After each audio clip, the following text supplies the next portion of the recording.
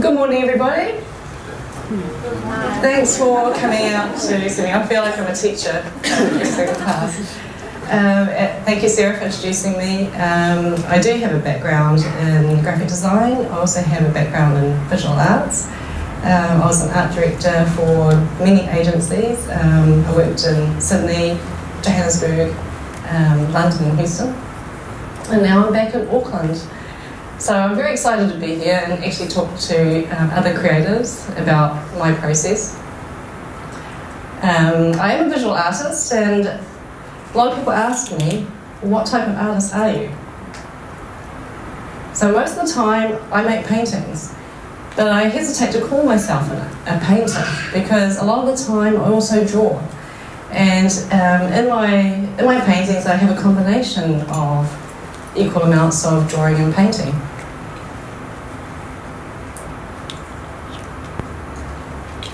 This piece is called 7,403 miles from Washington Avenue to Mission Bay. So I made this during my years I lived in the US, which is fairly recently. And from the title, it's obvious I was thinking of New Zealand. I made this when I had a longing for home, but I also have a fascination for the American landscape, with its old stores, its one-story heights and tons of space around it. This is a particular place in Houston, which is a massive city with 4 million people, and Air New Zealand flies direct there from Auckland, which I'm really pleased about, and I really like business class.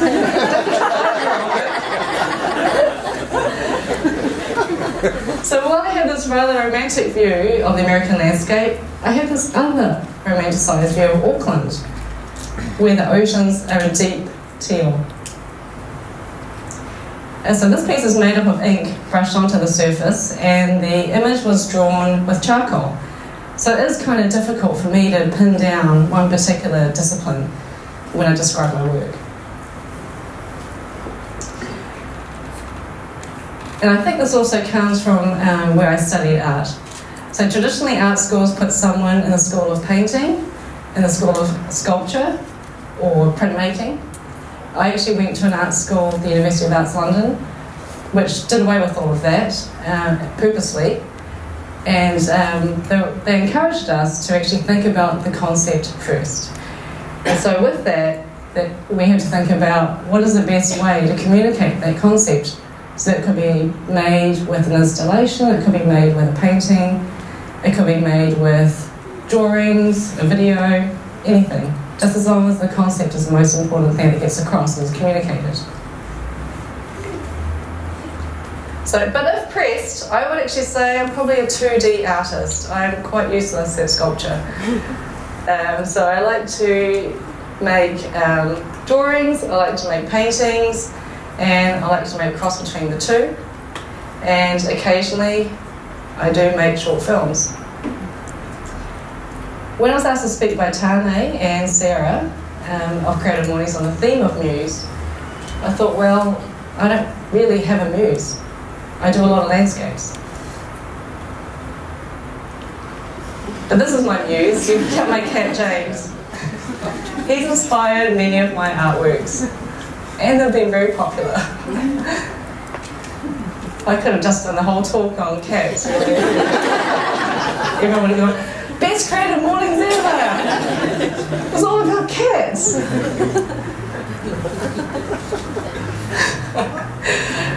Okay, this is a still from a short film I made to accompany the installation at Stark White. I did that with Art Space Aotearoa. This is a photo of my mum, Mary, who at the time of this photo was Mary Chang before she married my dad and changed her last name to Wong, which is my name. The video that I made was playing this morning as you walked in, so you may have had a chance to sort of take in some of the images. If you're into art or art history, fashion, the idea of Muse is actually not that unusual. You'll be very familiar with that. A muse is a person who is an inspiration to an artist. Most muses of artists are wives, girlfriends, models. Salvador Dali's muse was his wife, Gala, and it said without her he said he couldn't paint. Pablo Picasso painted his wife and mistresses, and there are many of them, apparently. Andy Warhol was inspired by the style and persona of Edie Sedgwick. But all those artists are men. What about women artists? So there is actually an American artist, and I'm just going to refer to my notes to get her name right, Micheline Thomas, who photographs women in strong poses and drag queens who emulate the look of their mothers. She famously did a portrait of Michelle Obama and also a series of portraits of her own mother, Sandra Bush, who became a celebrity from these photographs and was known as Lumber Bush. So she celebrated, the strong woman in black culture. But I also look up to my mum as a very strong and very capable woman with impeccable style, as you can see from the photograph, with her hair. And she's just carrying newspapers. and she had a real spark to her. So I'd actually like to talk a little bit how the short film was made, and actually how it came about. Some of you might know Mark Harvey. He's a performance artist from Auckland, and he's actually exhibited at the Venice Biennale. And one of his constant themes is post-colonialism in New Zealand from a male Pākehā perspective, to get that all right.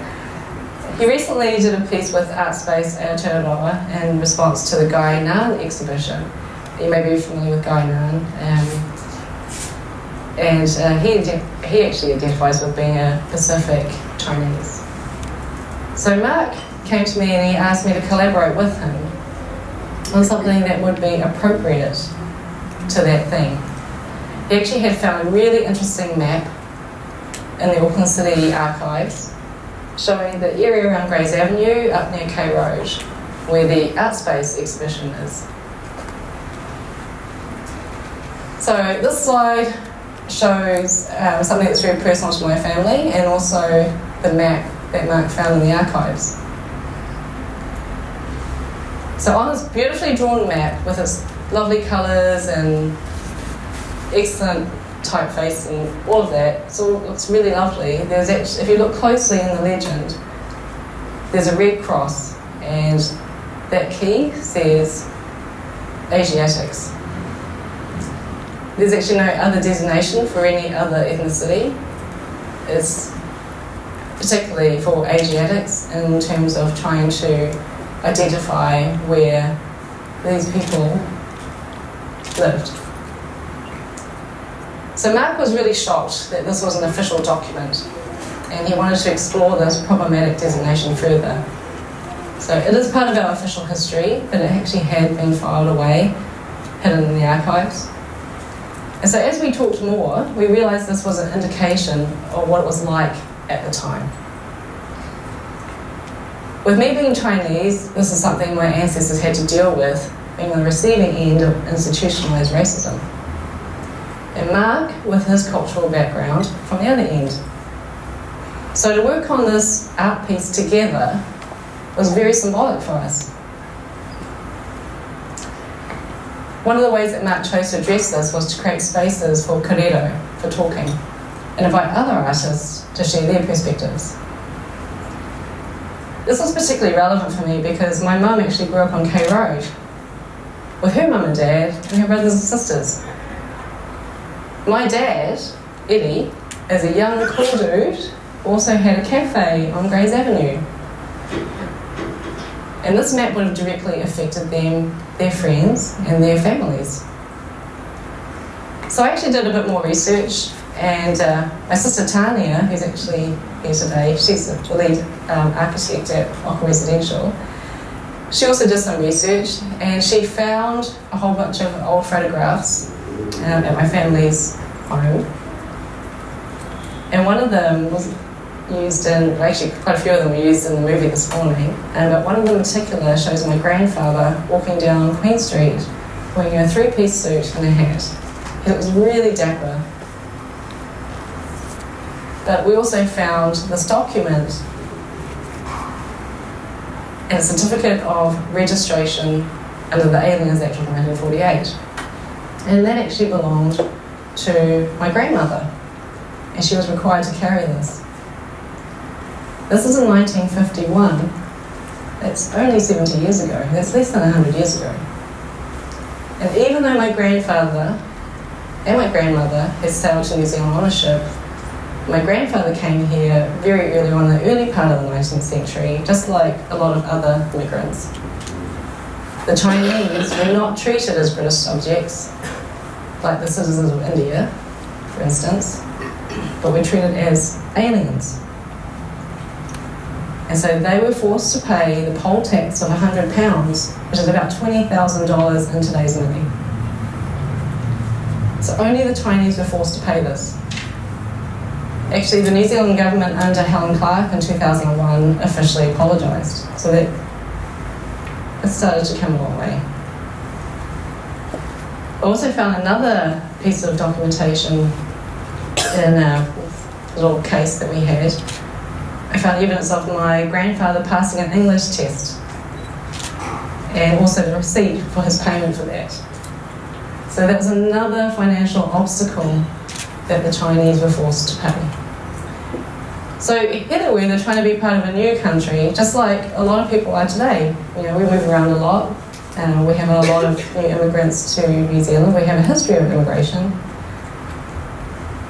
And here he was, and here they were, trying to be part of a new country, you know, wearing westernised clothes, having children in this country who are growing up bilingual, all part of the history. So finding out all this history of this family, obviously we're not the only ones to go through this. I think it would actually resonate a lot today, as it seems a really important time to talk about these sort of things given the current political climate. Also with the Going On exhibition on K Road, it's really, really important just to acknowledge that Chinese community in the area.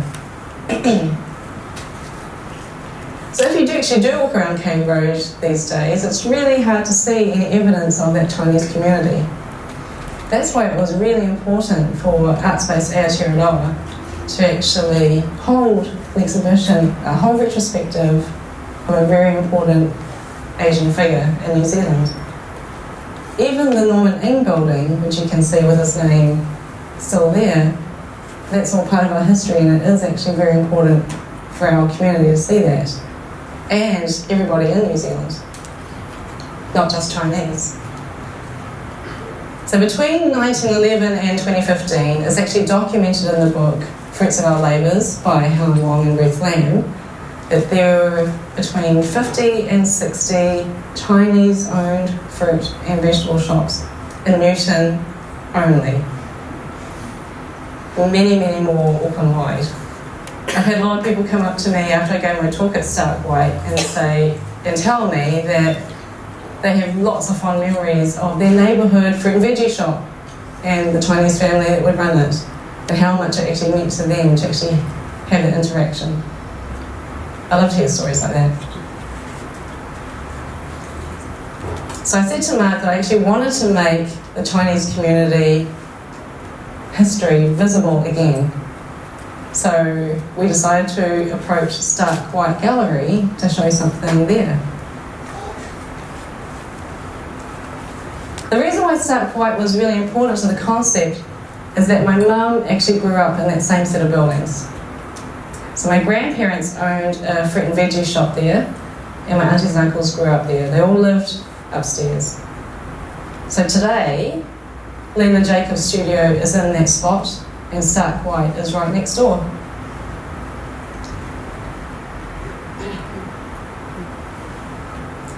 When my grandparents passed away, my mum and her older sister Shirley took over the business in the 60s. That's the name of their business, Shirley and Mary Chang, fruiterers and greengrocers, wholesale and retail. So my idea was to bring it back to life and make it visible in the front window where there's tons of people who walk past every day, and where the Chinese and history of the area was right up for everyone to see. So Artspace approached Starkbite to see if they were interested, and as you can see, they were.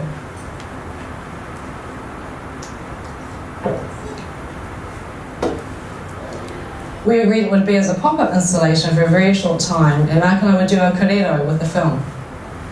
But once the signage was up in the window, the Starkbite directors liked it so much that it stayed up for another 2 weeks. And that was very exciting. It was great they supported the idea of acknowledging the cultural history of the area. Excuse me. So as you're a part of the creative community, I would like to talk a little more about the design process of the signage. The design for the window came from the original letterhead from my mum and auntie's business, which I had in my possession for quite a while. Being a designer, I really loved the letter forms, and of course it was something to remind me of my mum. So my idea was to recreate one which may have been the original signage. So I scanned the letterhead, cleaned up in Photoshop, and worked on it in Illustrator. I traced it, but it wasn't accurate enough, because unlike digital fonts, these metal fonts have a lot of weird quirky things. So that's what gives it its charm. It's that handmade quality which makes it really authentic. So that means not making every corner perfectly sharp. It means deliberately rounding those corners and making a flourish a little bit different. It wasn't a case of taking a digital font and customising it, as it would look too perfect, too sterile, a little odd. So they were all individually drawn. I spent hours on it. I chose red for a few reasons. One, it's a very enduring colour. It doesn't really bend that much to fashion. But think of the 1960s and think of classic cars. They're usually red. And red is also the colour and celebration of Chinese culture. From the pop-up and the short film, so much has come out of it on a professional level. I also spoke with Leila Jacobs, whose studio is in the same spot, and she graciously let me spend some time there and take some pictures. And we talked about the concrete floor, which would have been the original floor. I was able to touch the same bricks that my mum touched. And that was really emotional.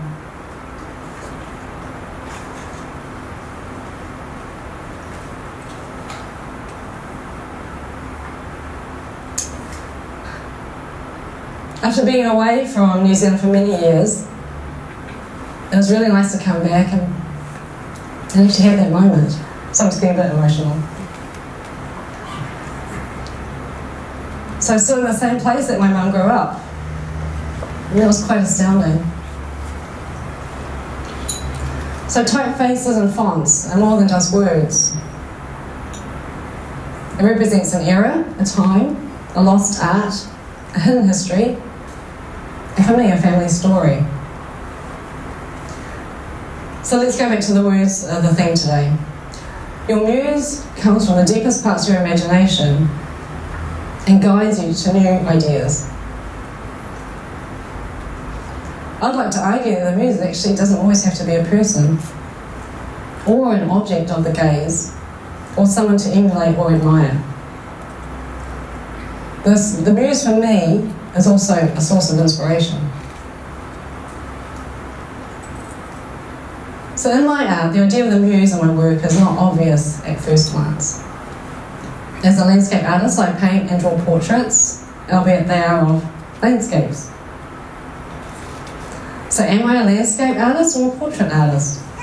I think I sort of paint portraits, or draw portraits of New Zealand. So this is a painting / drawing of a particular building in downtown Houston within a shape, which is inspired by the shape of the branches of a tree canopy. So here the landscape, both urban and natural, are my muse. I've drawn the urban landscape with horizontal lines that blur into each other, Just like your memory where things start to blur. When certain details are kind of forgotten and maybe a little bit unclear.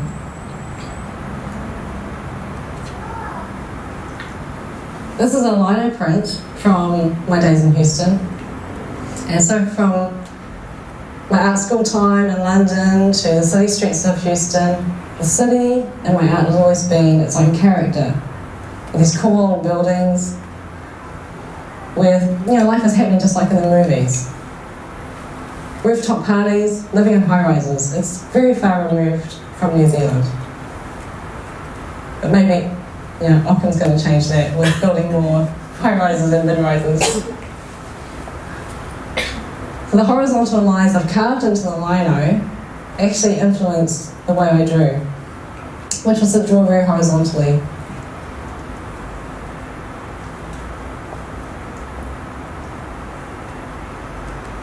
That's what I call cowboys and pizza. I was actually downtown in Houston, actually going to a meeting with the Houston Symphony, which used to be one of my clients. And I was walking past a pizza joint, and I saw this man walking down the street, cowboy hat, cowboy boots, and he was going to a meeting. He's not in this. I don't tend to draw people. And I had that sense of being an observer. So sometimes I don't feel like I really belong. I'm always just watching, just slightly out of the frame. And I sort of wonder, and this goes back to the film, I sort of wonder whether my grandparents felt like that when they first arrived in a new country. So they had that sense of being an outsider. The same sort of sense I have when I make art.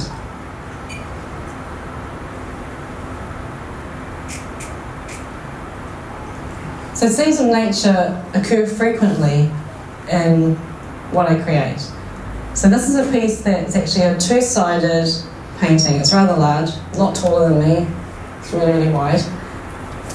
One side of it is vegetation, and the other side is an urban downtown scene, which I do actually draw from life. I'm one of those old school people. I'll go and sketch and do this for hours, and people walk past me thinking what I'm doing. And I feel very comfortable about that. When I'm drawing, I just get into it. So I made it particularly deliberately large scale, so the viewer would get lost in it and not really see anything else. So it kind of showed my duality at the time. So I was living in a city, but I really wanted to be around nature.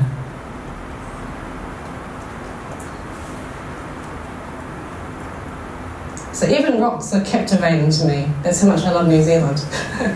So here I reference the black rocks of New Zealand on the west coast. Again, this is another piece I did during while I was living in Houston. Inside the rock shape, I drew a small town scene of a Texas roadway where you can actually see the overpass next to a freeway where the white light of a gas station glows in the background. Again, I have that very romanticised view of the American landscape. This is one of my works called Somewhere Between the Coromandel and Westheimer. Westheimer is the main street in Houston, which spans all the way across town for miles and miles and miles. And it was in a group show in Houston called Dreams and Visions. These jewel-like shapes that I paint do actually reference nature, which is the Kiwi part of me. When I dream to see the ocean, and I long to walk in the Waitakeris. This piece actually sold to a collector who was really into rocks. And I was really pleased that it went to a home where it was going to be appreciated.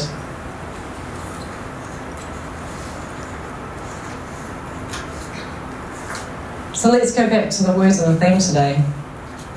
I'm going to read it out so I don't get it wrong. Your muse comes from the deepest parts of your imagination and guides you to new ideas. So I'd like to argue that it's not restricted to a person or an object. So the muse for me is my source of inspiration. It's what we find captivating. As creatives, it's what inspires us. And it's what allows us to explore ideas and flex our creativity. Thank you very much for listening. And thank you, Sarah and Tane, for inviting me to speak today. So I hope you go and have a creative day.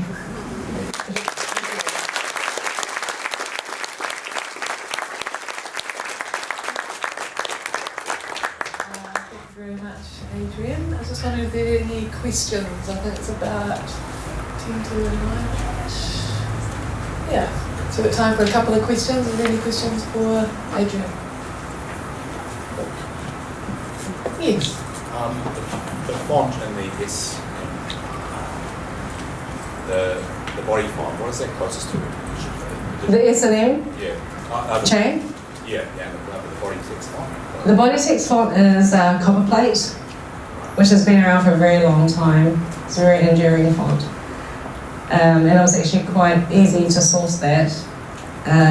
There's different cuts of it, as designers all know. But the S&M part was all hand-drawn. I couldn't find anything that was close to that to use as a starting point. So it was traced and then blown out of bin. I just did it all on the computer, did it in Illustrator.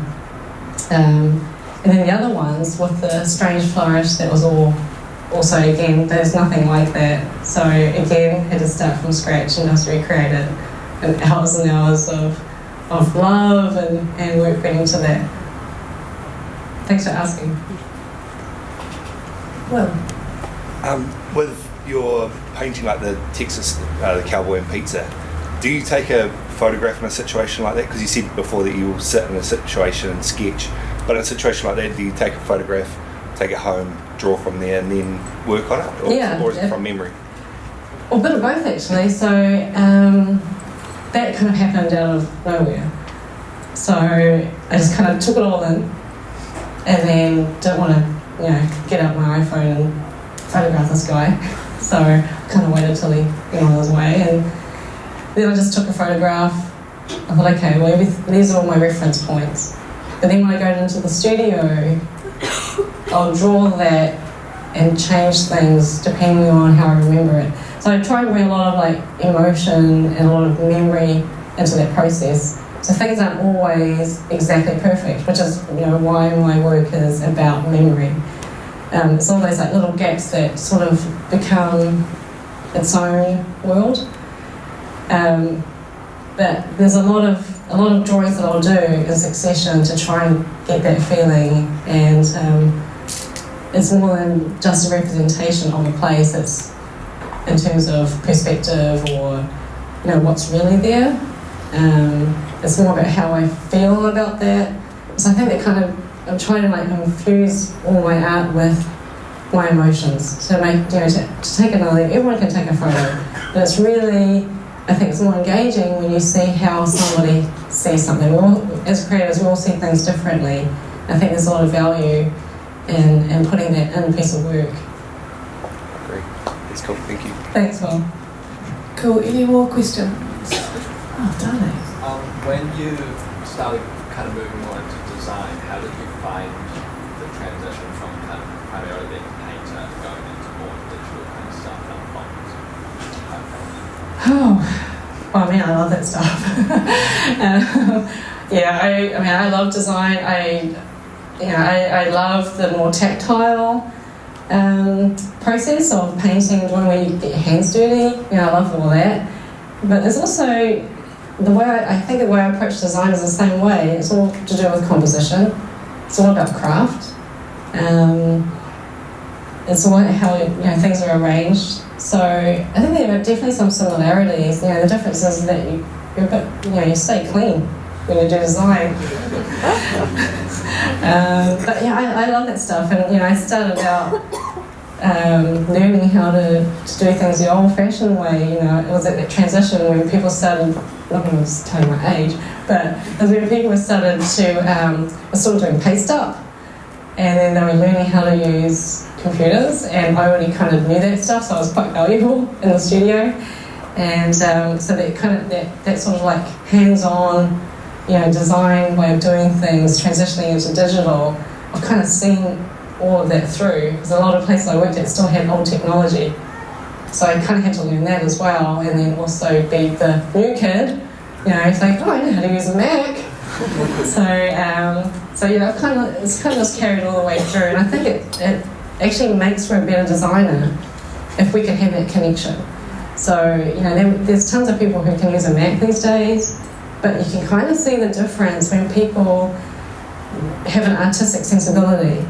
There's just a deeper understanding that makes for, I think, a better design. Cool. Conscious of the fact that it's coming up to 9 o'clock, I have 2 thank yous and 3 notices. So obviously my first thanks is to Adrienne. Thank you for sharing your mother with us, and thank you for reminding us of the untold stories of the city that we live in. That's been the most important thing for me today, so thank you very much for that. Could you please join me in thanking Adrienne?